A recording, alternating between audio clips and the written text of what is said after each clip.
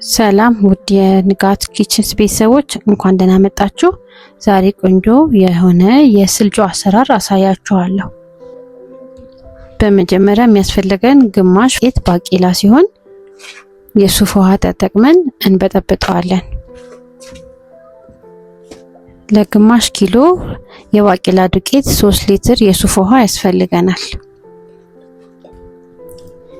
እንደዚህ በምታዩት መንገድ በደንብ አርጌ በጠብጠዋለሁ። ባቄላ በባህሪው የመጓጎል ጸባይ ስላለው ቀስ ብላችሁ እንዲሟሟ ማድረግ ነው ማለት ነው።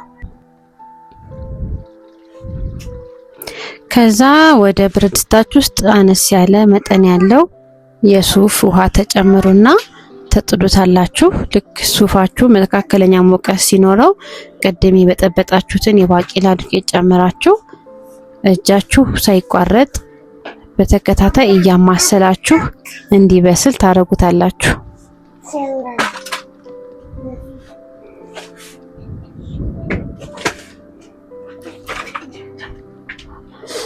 ማማሰላችሁን ማቋረጥ የለባችሁ፣ ምክንያቱም ለመጓጎል በጣም ቅርብ ነው፣ ቶሎ ነው የሚጓጉለው።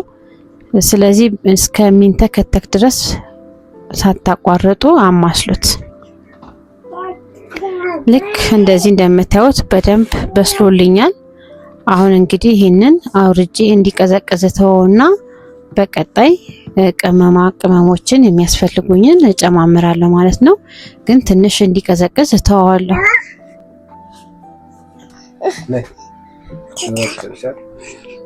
እሺ አሁን ቀዝቅዞልኛል። እንደዚህ እንደምታዩት ወደ ምሰራበት እቃ ውስጥ ጨምረዋለሁ። በእንደዚህ አይነት ግጣሙ በደንብ በሚገጥም ባሊ ውስጥ ታረጉታላችሁ።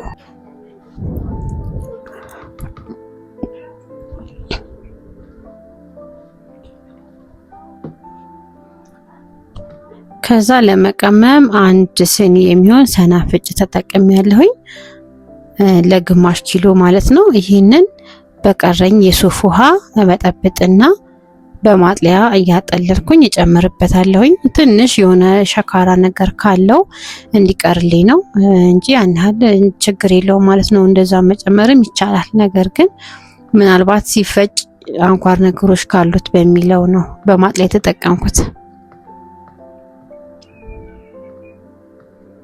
እና አሁን ላይ እንደዚህ አጥልዬ ወደ ተዘጋጀው የስልጆ ገንፎ ወይም ደግሞ ስልጆ ውስጥ እጨምረዋለሁኝ። እና እንደዚህ እንደምታዩት በማጥለያ ተጠቅሜ ነው የጨመርኩትኝ። በጨርቅም የሚጠቀሙ ሰዎች አሉ፣ ነገር ግን በዚህ ሁኔታ በቂው ነው። እና ይሄንን በደንብ አድርጌ አዋህደዋለሁ ከስልጆ ጋር።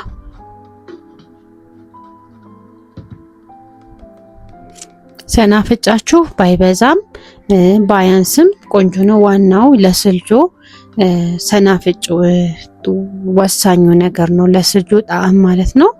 ሰናፍጫችሁ እንዳያንስባችሁም፣ በጣም ካነሰም የሆነ ጣዕሙን ይቀይረዋል። በጣም ከበዛም እንደዛው በጣም ይሰነፍጣል።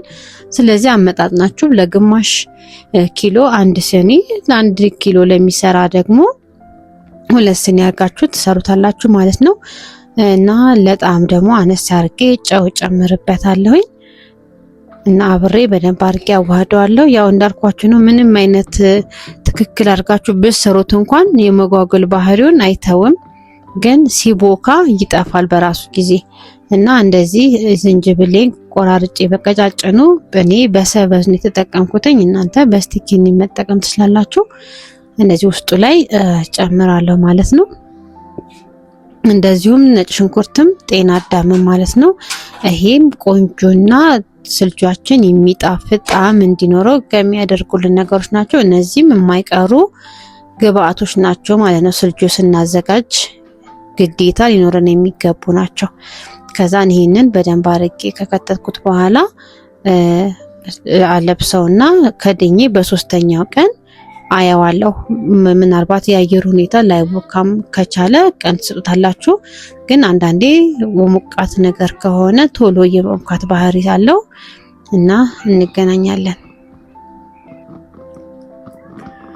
እሺ በሶስተኛው ቀን እንደዚህ ሆኖልኛል። ቦክቷል። በጣም ቆንጆ ሆኖ ነው ቦካው። ሽታው አሪፍ ነው። እና ይሄንን ያው እንደምታዩት ወፍራም ነው። የሱፍ ውሃ አለኝ። በሱፍ ውሃዬ አላልቼ ነው የምጠቀመው ማለት ነው። እና እንደዚህ አድርጋችሁ ከማቅረብ ነው። ሌላ ምንም የተለየ ነገር የለውም። ውስጡ ያሉትን ወደ ውጪ እናወጣቸዋለን እና በሱፍ ውሃዬ ካላላውት በኋላ ይሄንን ይመስላል።